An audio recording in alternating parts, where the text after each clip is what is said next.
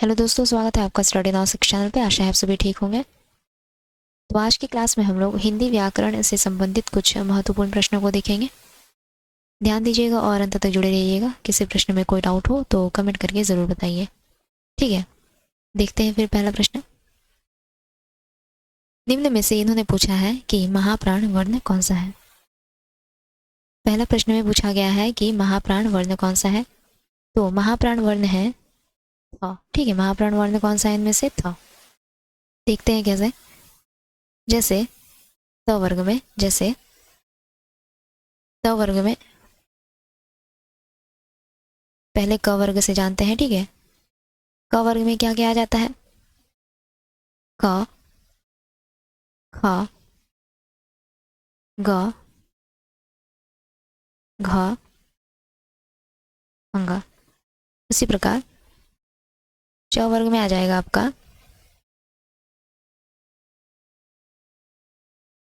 च, छ, ज, झ, य।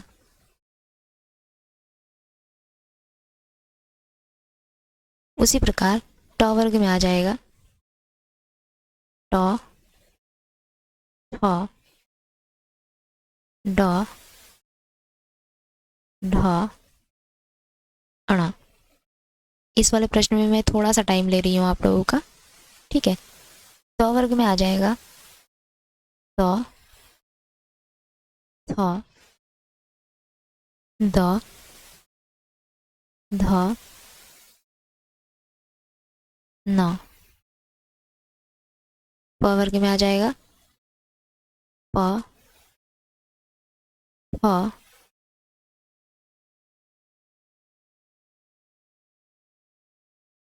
ब, भ, म। तो इनमें से जो पहला वर्ग होता है, यानी पहला वर्ग का जो वर्ण है पहला, ठीक है, उसके बाद तीसरा, तीसरा जो वर्ण है यह, ठीक है। पहला, तीसरा और पांचवा, पहला, तीसरा और पांचवा आपका कहलाता है अल्पप्राण। ध्यान दीजिएगा, पहला, तीसरा और पांचवा वर्ण आपका क्या कहलाता है? अल्पप्राण। जबकि दूसरा और चौथा वर्ण, दूसरा और चौथा वर्ण, सभी वर्गों का दूसरा और चौथा वर्ण महाप्राण ध्वनि में आ जाता है। पहला, तीसरा और पांचवा वर्ण अल्पप्राण तथा दूसरा और चौथा वर्ण महाप्राण ध्वनि में आ जाएगा, ठीक है। यहाँ पे देखिए त वर्ग में थ है, त वर्ग में थ दूसरा वर्ण है, तो यह कौन सा वर्ण हुआ? महाप्राण। आगे बढ़ते हैं।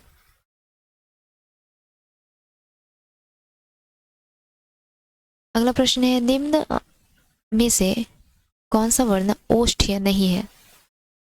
अर्थात ओष्ठ से उच्चारण होने वाला वर्ण निम्न में से कौन सा नहीं है? तो आ जो ध्वनि है, आ जो स्वर है, यह कंठ से उच्चारित होने वाली ध्वनि है। आ कंठ से उच्चारित होने वाली ध्वनि है, ठीक है। कंठ से उच्चारित होने वाली ध्वनि है।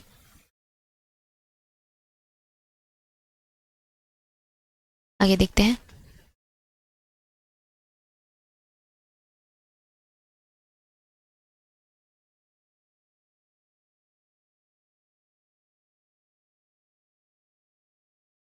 घ का उच्चारण स्थान कौन सा है? निम्न में से घ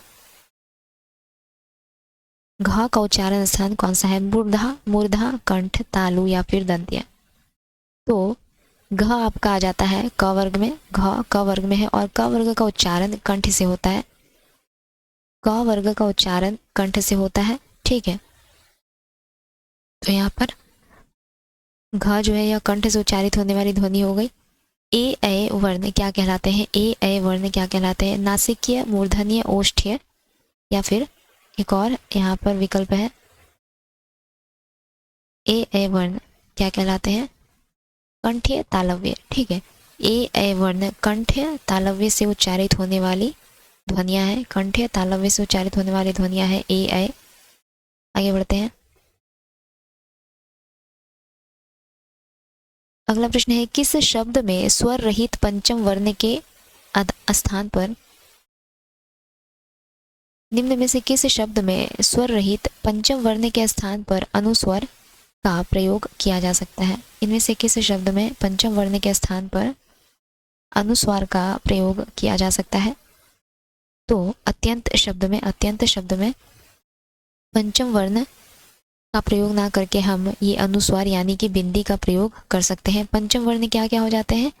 जैसे क वर्ग में हो जाएगा आपका अंगा, जो पांचवा वर्ण है उसकी बात की जा रही है। च वर्ग में हो जाएगा च वर्ग में हो जाता है आपका इया, च वर्ग में हो जाता है इया। उसके बाद ट वर्ग में हो जाएगा आपका अणा, फिर त वर्ग में हो जाता है न, और प वर्ग में हो जाता है म। तो इन सभी का प्रयोग हम अनुस्वार के रूप में करते हैं। इन सभी का प्रयोग हम शब्दों में किस रूप में करते हैं? अनुस्वार के रूप में करते हैं। इसके अलावा अनुस्वार किसे कहा जाता है? तो जब किसी वर्ण का उच्चारण करते समय हवा केवल नाक से निकलती है, जब किसी वर्ण का उच्चारण करते समय हवा केवल नाक से निकलती है, वह अनुस्वार कहलाता है। ठीक है, आगे बढ़ेंगे। किसी पद उपवाक्य आदि की विशेषता दिखाने के लिए शब्द के नीचे एक रेखा खींचते हैं। किसी पद उपवाक्य आदि की विशेषता दिखाने के लिए शब्द के नीचे क्या खींचते हैं? एक रेखा खींचते हैं हम लोग कभी कभी। उसे क्या कहा जाता है? तो उसे अधोरेखा चिन्ह कहा जाता है। उसे अधोरेखा चिन्ह कहा जाता है। आगे बढ़ेंगे।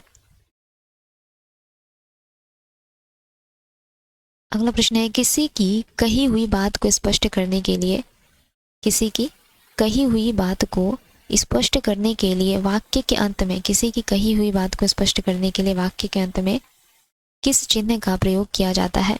तो विवरण चिन्ह का प्रयोग किया जाता है, यानी ये वाली चिन्ह का प्रयोग किया जाता है। जो हम ऐसे देते हैं ना, ये वाली चिन्ह का प्रयोग किया जाता है, यही इसे ही कहते हैं विवरण चिन्ह। आगे बढ़ते हैं।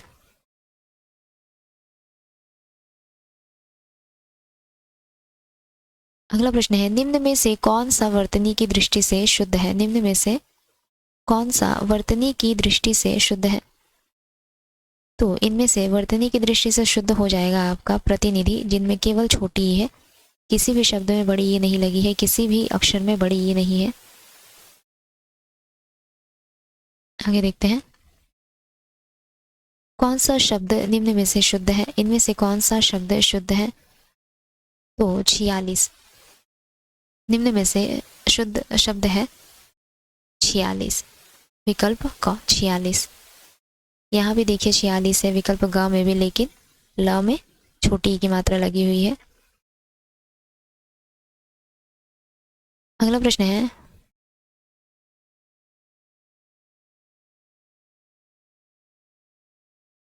सावधान का संधि विच्छेद क्या हो जाएगा? सावधान शब्द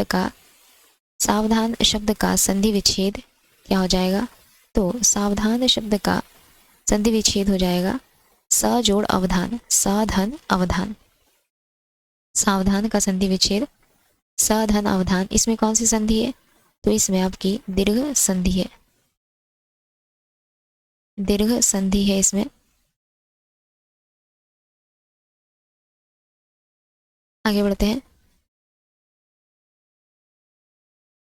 रत्नाकर का संधि विच्छेद क्या हो जाएगा? रत्नाकर का संधि विच्छेद क्या हो जाएगा? तो रत्नाकर का संधि विच्छेद हो जाएगा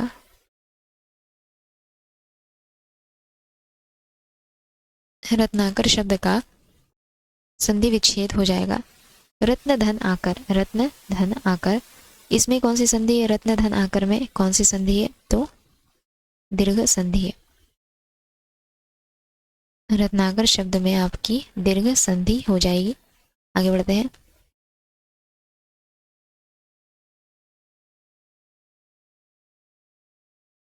अगला प्रश्न है, सदधर्म, सधर्म, सदधर्म नहीं सधर्म। एक मिनट रुक जाइए।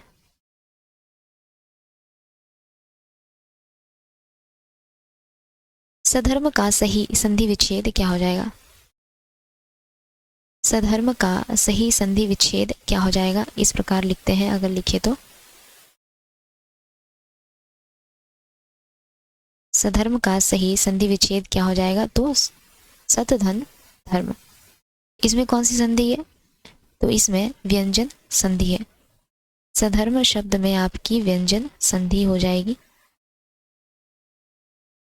इसका संधि विच्छेद क्या हो जाएगा? तो सत धन धर्म। आगे बढ़ेंगे। मनोबल शब्द में कौन सी संधि है? मनोबल शब्द में कौन सी संधि है?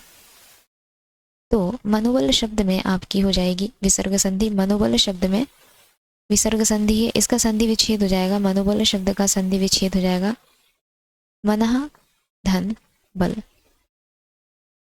मनः धन बल, मनोबल का संधि विच्छेद। आगे बढ़ते हैं।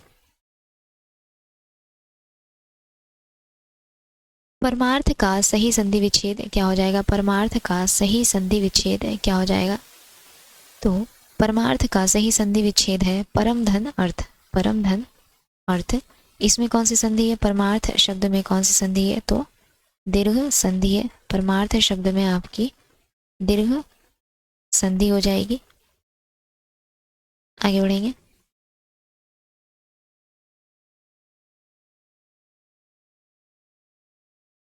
अगला है गुणाकेश का संधि विच्छेद क्या हो जाएगा? गुणाकेश का संधि विच्छेद क्या हो जाएगा? तो गुणाकेश का संधि विच्छेद हो जाएगा गुणाका धन ईश। गुणाका धन ईश, गुणाका धन ईश, गुणाकेश का संधि विच्छेद हो जाएगा। इसमें कौन सी संधि है? तो इसमें है गुण संधि। गुणाकेश में गुण संधि है। आगे बढ़ेंगे।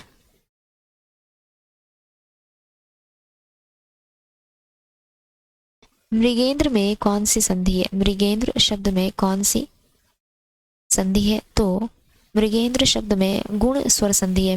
मृगेंद्र शब्द में गुण स्वर संधि है तथा इसका संधि विच्छेद हो जाएगा मृग, मृग धन इंद्र। मृग धन इंद्र, मृगेंद्र का संधि विच्छेद हो जाएगा मृग धन इंद्र। आगे बढ़ेंगे।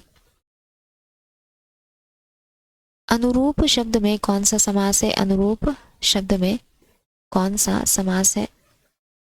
तो अनुरूप शब्द में अव्ययी भाव समास है। अनुरूप शब्द में अव्ययी भाव समास है।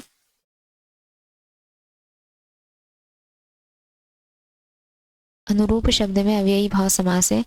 प्रत्यंग किस समास का उदाहरण है? प्रत्यंग शब्द किस समास का उदाहरण है? तो प्रत्यंग शब्द अव्ययी भाव समास का उदाहरण है। इसका समास विग्रह हो जाएगा प्रति अंग। ठीक है, इसका समास विग्रह हो जाएगा प्रति अंग। प्रत्यंग का समास विग्रह प्रति अंग। कौन सा समास है? तो अव्ययी भाव समास है। आगे बढ़ेंगे। सेना नायक शब्द में कौन सा समास है? सेना नायक शब्द में कौन सा समास है? तो सेना नायक शब्द में तत्पुरुष समास है। सेना नायक शब्द में तत्पुरुष समास है। इसका समास विग्रह क्या हो जाएगा? सेना नायक शब्द का समास विग्रह क्या हो जाएगा? तो सेना का नायक। सेना नायक शब्द का समास विग्रह हो जाएगा सेना का नायक। आगे है मुंबई में गगनचुंबी इमारतें बहुत है। मुंबई में गगनचुंबी इमारतें बहुत है। रेखांकित शब्द में कौन सा समास है? गगनचुंबी शब्द में कौन सा समास है? गगनचुंबी शब्द में तत्पुरुष समास है तथा इसका समास विग्रह हो जाएगा गगन को चूमने वाला। गगन को चूमने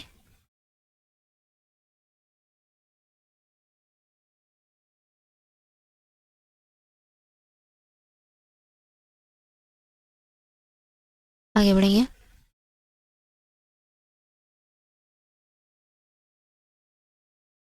निम्न में से कौन सा कर्मधारय समास का उदाहरण है? निम्न में से कौन सा कर्मधारय समास का उदाहरण है? तो इनमें से कर्मधारय समास का उदाहरण है पीताम्बर। कर्मधारय समास का उदाहरण है पीताम्बर।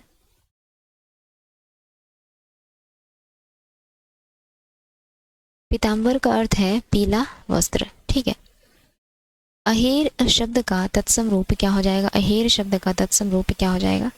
अहेर शब्द का अर्थ होता है शिकार करना, तो अहेर शब्द का तत्सम रूप हो जाएगा आखेट। अहेर शब्द का तत्सम रूप हो जाएगा आखेट। आखेट करना यानी शिकार करना। अगला प्रश्न देखते हैं। आखेटक शिकारी को कहते हैं।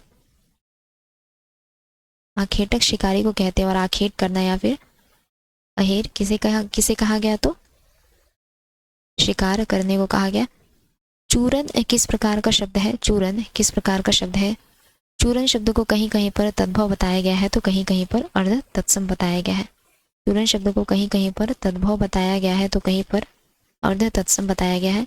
ऊन का तत्सम रूप क्या हो जाएगा? ऊन शब्द का तत्सम रूप क्या हो जाएगा? तो ऊन शब्द का तत्सम रूप हो जाएगा ऊर्ण। ऊन शब्द का तत्सम रूप हो जाएगा ऊर्ण। आगे बढ़ते हैं। कटहरा शब्द का तत्सम रूप क्या है? कटहरा शब्द का तत्सम रूप क्या है? कटहरा शब्द का तत्सम रूप क्या हो जाएगा? काष्ठगृह। कटहरा शब्द का तत्सम रूप क्या हो जाएगा? काष्ठगृह। ठीक है, तो आज का यह हमारा अंतिम प्रश्न रहा। अगली क्लास में जल्दी मिलेंगे। तब तक के लिए अगर आप लोगों को हमारी क्लास अच्छी लगे तो लाइक शेयर और सब्सक्राइब ज़रूर कीजिएगा। तब तक के लिए धन्यवाद। ठीक है।